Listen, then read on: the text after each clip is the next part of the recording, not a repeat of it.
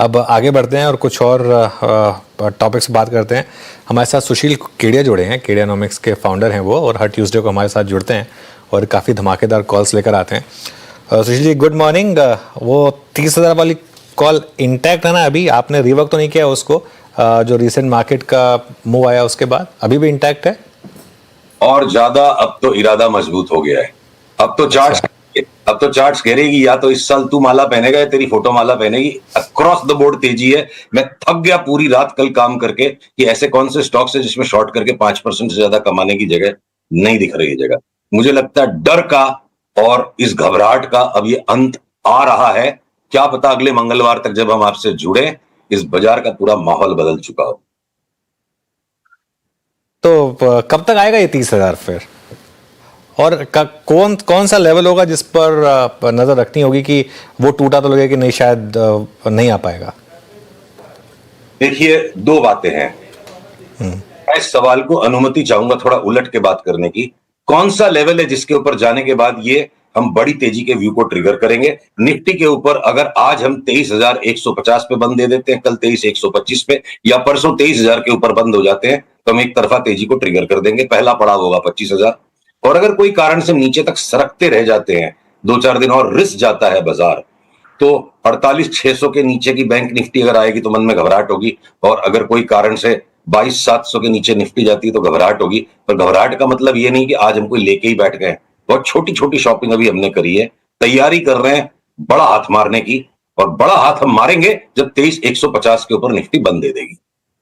बड़ा हाथ फिर कहाँ मारेंगे? बैंक निफ्टी में या कोई पर्टिकुलर सेक्टर है जो, क्योंकि कुछ तो लीड करेगा इस मूव को फिर? सॉरी अनुज, सुनाई नहीं पड़ी आपकी बात। मैं कह रहा हूं, तो बड़ा हाथ सबसे ज्यादा कहां मारेंगे? निफ्टी बैंक में मारेंगे, निफ्टी में ही मारेंगे, या कोई और पॉकेट से जो इसको लीड करेगा? देखिए, बारी बारी से सबका नंबर आएगा। अगर मैं 2 मिनट लूं, बैंक निफ्टी ने सब्सटेंशियली हायर बॉटम बनाया। जो कमजोरी है, निफ्टी ही पिछले लो से नीचे आई है, बैंक निफ्टी तो सिग्निफिकेंटली हायर बॉटम बना रही है। तो बैंक निफ्टी में लार्ज बैंक्स के अंदर हम कोटक महिंद्रा बैंक पे सिर्फ एक संदेह है, सारे के सारे लार्ज बैंक्स चलेंगे। और लार्ज बैंक्स में मेरे को लगता है सबसे ज्यादा रिटर्न हमें एसबीआई देगा। पर इन लार्ज बैंक से भी much more return smaller private sector banks में आएगी, जैसे आरबीएल, बंधन, डीसीबी, जिसको हम भूल गए, डीसीबी टाइप के जो बैंक्स हैं जिनको हम भूल गए, उससे भी ज्यादा रिटर्न आएगी स्मॉल फाइनेंस बैंक्स में। चाहे जाना स्मॉल फाइनेंस है, एयू बैंक है, ये सारे 60-70-80% भागने को तैयार है। तो सबसे पहला सेक्टर हो गया बैंक्स। उसके बाद अनुज, रियल एस्टेट के अंदर भले ही आज बॉम्बे में विले पार्ले के आउटराइट के भाव घटने लग गए और लोअर परेल में भी सैचुरेशन आ गया, तो ये भाव का सैचुरेशन है। भाड़े हर जगह चारों तरफ बढ़ रहे हैं सारे मेट्रोज में। मुझे लगता है एक ग्रैंड फिनाले रियल एस्टेट का बाकी है। और रियल एस्टेट के स्टॉक्स में डीएलएफ जैसा हाईएस्ट वेटेज स्टॉक 50% अगर बढ़ेगा, ओवरऑल 65% बढ़ेगा, और अगर गोदरेज प्रॉपर्टीज 75 बढ़ेगा, तो शोभा जैसे स्टॉक्स 2 गुना 2.5 गुना भी हो सकते हैं, जो छोटे वाले नॉन एफ&ओ स्टॉक्स है। और रियल एस्टेट के साथ साथ एलआईसी हाउसिंग फाइनेंस और हुडको जैसी हाउसिंग फाइनेंस कंपनीज हमें यहां से डबल होते दिखती है। तो ये हो गया रियल एस्टेट, बैंकिंग। अब मैं अगर फाइनेंशियल सर्विसेज में आऊं, इंश्योरेंस पे अक्रॉस द बोर्ड तेजी। एलआईसी 40% बढ़ जाए, एसबीआई लाइफ, एचडीएफसी लाइफ 60-70% बढ़ जाए, सीडीएसएल जैसा स्टॉक वापस डबल हो जाए यहां से। बीएसई जिसको भी अब ले लेके बेच के थक गए, बोर हो गए, परेशान हो गए, अब उसमें भी पैटर्न बन रहा है कि एक बार बीएसई भी उछल के 6,000 हो जाए। ऐसे में एंजल ब्रोकिंग और मोतीलाल ओसवाल 60-70% बढ़ जाएंगे तो बड़ी बात नहीं है। तो मैं एक बार रुकता हूं, आप पूछो मेरे से। ऐसा एक भी सेक्टर नहीं है मेरे पास जहां पे आप पूछो और मैं आपको 60-70-80% के रिटर्न वाले स्टॉक्स नहीं बताऊं। आप पूछो, मैं बताता हूं सेक्टर वाइज। आते हैं फिर ऑटो पे काम करते हैं। सुशील जी, ऑटो पे आपका टेक क्या है फिर? ऑटो के अंदर देखिए, हमारी इस वक्त टॉप 4 पिक्स जो हैं, TVS motor already substantially higher bottom बना चुका है। बजाज ऑटो और Hero MotoCorp minor higher bottoms बना चुके हैं। और टाटा मोटर्स बिल्कुल बॉटम ऑफ द बैरल को स्क्रैप कर रहा है। जैसे ये 3-4 दिन के बंद भाव के ऊपर बंद आ जाता, आरओसी 5 डे आरओसी पॉजिटिव हो जाती है। ये मेरे 4 बेस्ट पिक्स हैं।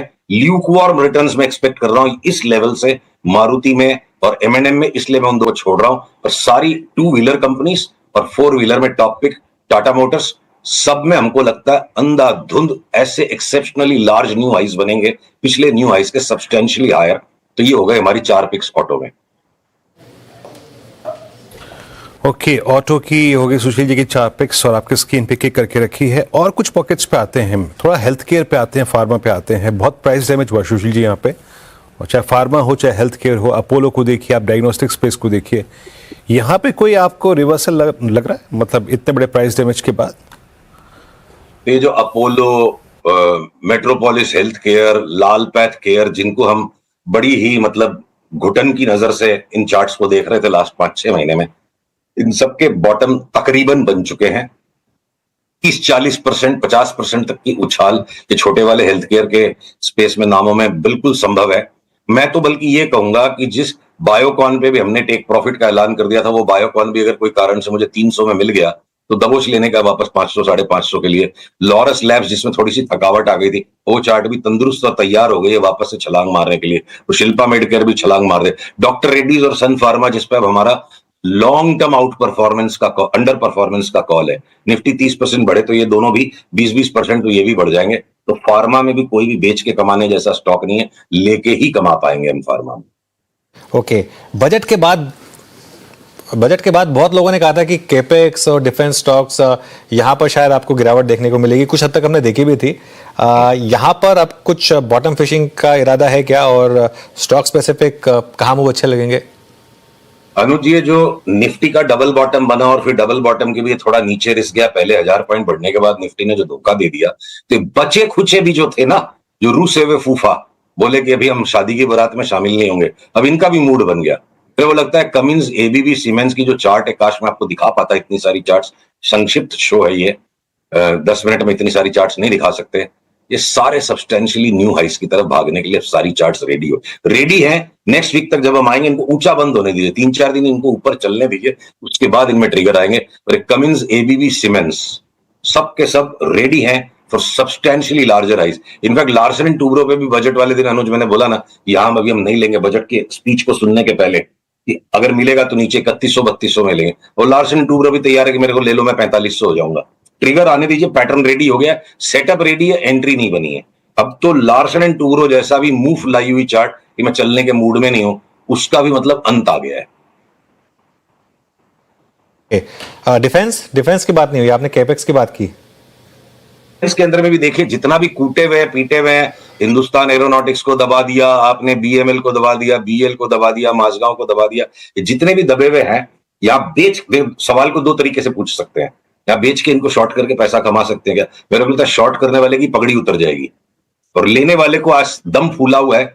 नेक्स्ट वीक इन पे बात करेंगे ना, हो सकता है नेक्स्ट वीक तक इनमें सब में बड़ा बाई आ चुका हो, और अगर यहां से जो भी रिवर्सल आएगा, सब के सब सब्सटैंशियली न्यू हाइज में जाएंगे, खाली पुराने हाइज के ऊपर नहीं, सब्सटैंशियली हायर जाएंगे डिफेंस के स्टॉक्स।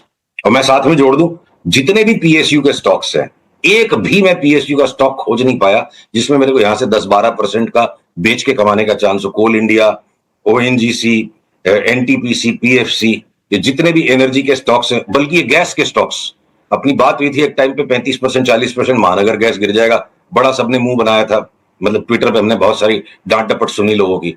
गैस के सारे स्टॉक्स न्यू हाई पे भागने के लिए तैयार है, पता नहीं क्या आने वाला है। और उसमें सबसे बेस्ट पैटर्न इंद्रप्रस्थ गैस का है, परेशान करते करते गुजरात गैस भी एक नए हाई पे चला जाएगा। तो गैस के stocks, HPCL, BPCL, ONGC, IOL, coal India Limited, NTPC, PFC भागेगा। अच्छा सुशील जी, तो बुरा मत मानिएगा, लेकिन निफ्टी डे लो पर आ गया, 22,850 पर है, तो अभी तो खैर 30,000 बहुत दूर दिख रहा है। कोई ऐसा लेवल है जिस पर आप कहेंगे कि नहीं, ये कॉल नलीफाई हो गया है लोअर साइड पर?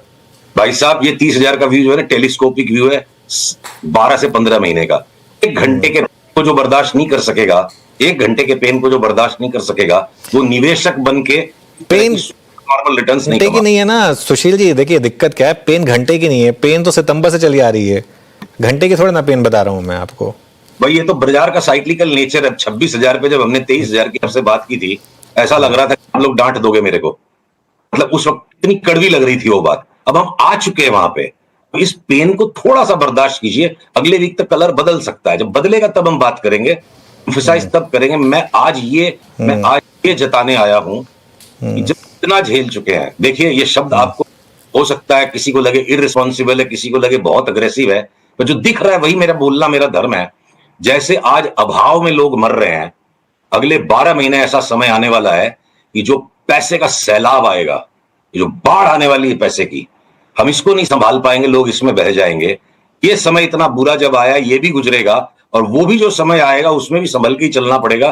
तो अभाव को तो देखो, मानवता का संघर्ष करना कृति, हमारी कृति, हम संघर्ष करके अभाव को संभाल लेते हैं। सैलाब आएगा और उसमें जो इनडिस्क्रिमिनेट स्पेंडिंग हो जाएगी, इनडिस्क्रिमिनेट लीवरेज जब बनेगी। आज जो ये बात मैं कह रहा हूं 30,000 की, और सबका मन कर रहा है कि बस इसको बंद कर दो, टीवी को क्या बोल रहा है ये। 30,000 पे जब मैं बोलूंगा कि मार्केट गिर जाएगा वहां से, वहां पे भी कोई बिलीव नहीं करेगा। तो ह्यूमन नेचर है, ह्यूमन नेचर है, मतलब क्रॉस द बोर्ड। अब मैं आपको बताऊं, स्टील स्टॉक्स, जो स्टील पे बात नहीं हो पाई, स्टील पे भी हमने आपसे 10-15 दिन पहले बोला जिंदल के नाम अब हम नहीं लेंगे। अब जेएसडब्ल्यू एनर्जी और जिंदल स्टेनलेस में भी ऐसे पैटर्न्स बन गए। बस हम ट्रिगर के वेट में अगले मंगलवार तक हो सकता है पूरे बाजार का कलर चेंज हो जाए। अगले मंगलवार को आप मेरे को पूछोगे नहीं कि तेजी है कि नहीं, आप यही पूछोगे क्या लेना है, मेरे को ऐसा लग रहा है। देखते हैं अगले मंगलवार क्या होता है। तो जेएसडब्ल्यू एनर्जी और जिंदल स्टेनलेस में भी वो पैटर्न रेडी हो गया कि यहां से डबल हो जाए। तो यार बहुत बड़े बुल रन की तैयारी कर रहा है। और देखिए, इनर्शिया एक ह्यूमन नेचर है। अब अगर गवर्नमेंट ऑफ इंडिया का out of phase, out of the world की साइकिल से अगर हम अलग हो गए, टैक्स कट, रेट कट, अब हमारे यहां से अगर सीरियस गवर्नमेंट स्पेंडिंग सामने आ जाती है, और एक बहुत महत्वपूर्ण बात है जिससे एक बार के लिए मैं अपना बिंदु समेटूंगा, लॉन्ग रन में तो रुपया डिप्रिशिएट कर रहा है डॉलर के सामने, और लॉन्ग रन में स्टॉक मार्केट में भी बेतहाशा तेजी है। पर ये बेतहाशा तेजी जो लॉन्ग रन में आ रही है, अगर मार्केट टाइमिंग का लाभ लेना है तो 70 to 80% रिटर्न्स स्टॉक मार्केट की उन 4-5 महीनों में आती है, साल डेढ़ साल में, उन 4-5 महीनों में आती है जब हमारा रुपया बेतहाशा मजबूत होता है और डॉलर का करेक्शन होता है। किसी को पता भी नहीं चला, बात भी नहीं उठी, इतना हम परेशान हो चुके हैं शेयर बाजार से। लास्ट 7-8 दिन में रुपया कितना स्ट्रांग हो गया। तो रेट कट, रुपए की स्ट्रेंथ, रेट कट, रुपए की स्ट्रेंथनिंग, टैक्स कट, और अब बची क्या चीज है इस पूरे हवन में? सिर्फ जो चाहिए। नहीं बिल्कुल नहीं, आपकी बात सही है। देखिए सुशील जी, असल में होता क्या है, देखिए पहली बात तो मैं खैर किसी को डांटता नहीं, और ना ही मैं मतलब आप तो खैर उम्र में मुझसे बड़े हैं तो मैं आपको क्यों डांटूंगा। और दूसरी बात, बिल्कुल कॉल सही होती हैं, और आपकी कॉल जब सही होती है तो हम अप्रिशिएट भी करते हैं। लेकिन मैं सिर्फ इसलिए पूछ रहा हूँ क्योंकि वो 30,000 का कॉल आपका है, लेकिन आप हमारे चैनल पर ले रहे हैं, तो एज अ रिस्पॉन्सिबल एडिटर मेरा भी एक फर्ज बनता है कि पूछूं कि कहाँ वो कॉल गलत हो सकती है। तो इसके लिए मेरा व्यू था। वो 30,000 की कॉल, हमको शब्दों को चेंज करना चाहिए जिससे सारे लोग सावधान रहें। 30,000 तक की संभावना को मद्देनजर रखते हुए कि जब इतना बड़ा मौका बन सकता है, यहां हमें हिम्मत करनी चाहिए। 30,000 के लिए शॉपिंग अभी शुरू नहीं हुई है, काम टुकड़े टुकड़े में करना पड़ेगा। 23,150 के ऊपर गया तो हम 25,000 की कॉल लेंगे। 25,000 के बाद जब करेक्शन आ जाएगी 500, 700, 800 पॉइंट की, फिर दोबारा से रिव्यू करेंगे। 30,000 तक की जगह है। ये 88 का डॉलर अगर 81 तक आ गया, 88 का 81 तक आ गया, तो आप समझो 11% तक की अगर डॉलर में एप्रिसिएशन आ गई, 22-23% तो निफ्टी खाली इसी में बढ़ जाएगी। साथ में आपकी टैक्स कट, रेट कट, और गवर्नमेंट ने अगर दबा के स्पेंडिंग कर दी, 25-30% के रिटर्न बनने में टाइम नहीं लगेगा। तो ये संभावना है, और ये संभावना मुझे काफी स्ट्रांग लग रही है, और इस संभावना पे हमें टुकड़े टुकड़े में काम करना पड़ेगा। मैं ये बिल्कुल नहीं कह रहा हूं कि आप घर बार बेच के भी शेयर बाजार में पैसे लगा दो। मैं ये कह रहा हूं, जान घबरा रही है ना, 1-2-3 दिन और भगवान का भजन कर लो, हड़बड़ा के माल मत बेचो। जब यहां तक बर्दाश्त कर लिया, बिल्कुल दिन का धीरज और रखो। अच्छा, दिल से चाहूंगा कि आपकी कॉल सही निकले, क्योंकि अगर ऐसा होगा तो जो हमारे इन्वेस्टर्स और जो हमारे व्यूअर्स हैं उनका फायदा होगा। राकेश झुनझुनवाला जी की जो फेवरेट लाइन थी ना, मंदी में सबका मुंह काला, तेजी में सबका बोलबाला। तो अभी 4-5 महीने में सबका मुंह काला हो चुका है। अब हिम्मत का मुंह काला करा लिया हमने, हिम्मत करो, शांति रखो थोड़ी सी, हो सकता है वापस से बोलबाला आ जाए। वही है, बस हिम्मत थोड़ी सी टफ है इस मार्केट में। चलिए सुशील जी, बहुत बहुत शुक्रिया आज हमारे साथ जुड़ने के लिए। अगले मंगलवार आपसे फिर एक डिटेल डिस्कशन करेंगे। आज हमारे साथ जुड़ने के लिए शुक्रिया। वीरू और मैं अब आपसे इजाज़त लेंगे, और इस